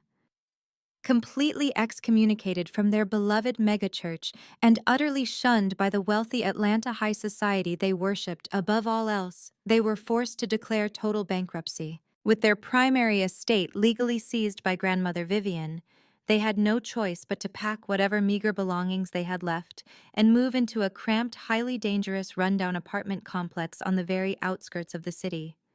It is ironically similar to the exact freezing rat-infested building they once told me I deserved to rot in. When they walk down the street now, former friends actively cross to the other side to avoid them. They are total outcasts, living out the rest of their miserable days in absolute isolation and humiliating poverty. As for me, the past 6 months have been an absolute breathtaking renaissance. I did not just survive the violent storm they subjected me to, I learned how to completely command the lightning. With grandmother Vivian's brilliant, unwavering guidance and Elijah's precise legal counsel, I was granted immediate and total executive control over the irrevocable trust fund that had been rightfully mine all along. But I did not stop there. I refused to simply rely on the massive inheritance to sustain my life. Under Vivian's elite mentorship, I took my small, scrappy freelance digital marketing agency and rapidly scaled it into a towering powerhouse. We secured massive exclusive contracts with some of the largest, most prestigious corporate brands across the entire East Coast. My company is now a highly respected multi-million-dollar firm occupying an entire floor of a gleaming glass skyscraper right in the very heart of downtown Atlanta. I am no longer scrubbing greasy plates in the catering kitchen. I am the fierce, untouchable chief executive officer sitting firmly at the head of the boardroom table. My precious son, little Leo, is thriving beautifully in this new, vibrant reality. He will never know the biting, terrifying cold of a broken apartment heater, and he will certainly never wear threadbare, rain-soaked blankets. He is currently sleeping soundly in a custom-built, state-of-the-art nursery inside our beautiful, sprawling new home. He is surrounded every single day by genuine, unconditional love, absolute luxury, and the kind of impenetrable security that money alone cannot buy. Grandmother Vivian visits us constantly, spoiling him with affection. She has taught me that true power is not about flashy displays of stolen wealth, but about building an honest, unshakable foundation. I look at my successful business, my beautiful growing son, and the immense peace that fills my perfectly safe home, and I feel a profound, overwhelming sense of gratitude. The absolute darkness my biological parents tried to bury me in only served as the fertile soil I needed to firmly plant my roots and aggressively bloom. I claimed my rightful throne and I built an impenetrable fortress around my peace. Going through this massive, life-altering ordeal taught me the most valuable and defining lesson of my entire existence. Blood makes you related, but loyalty makes you family. Just because people share your DNA does not give them a free pass to disrespect, abuse, or exploit you. Sometimes the absolute best way to deal with incredibly toxic people is to simply step back, set an ironclad boundary, and let their own overwhelming greed completely consume them. You do not always have to fight them in the mud. Sometimes you just have to watch them dig their own graves while you elevate yourself to heights they could never possibly reach. It is a lesson I will pass down to my son when he is old enough to fully understand the deep value of self-respect and honoring your true personal worth. Thank you so much for listening to my journey from absolute rock bottom to total victory. If my story resonated with you or helped you find your strength, please hit that like button and subscribe to the channel for more content. Have you ever had to cut off toxic relatives and establish firm, unbreakable boundaries to protect your peace? I would love to read your experiences. Please share them below. Always remember to fiercely protect your peace and never let anyone dim your incredible light.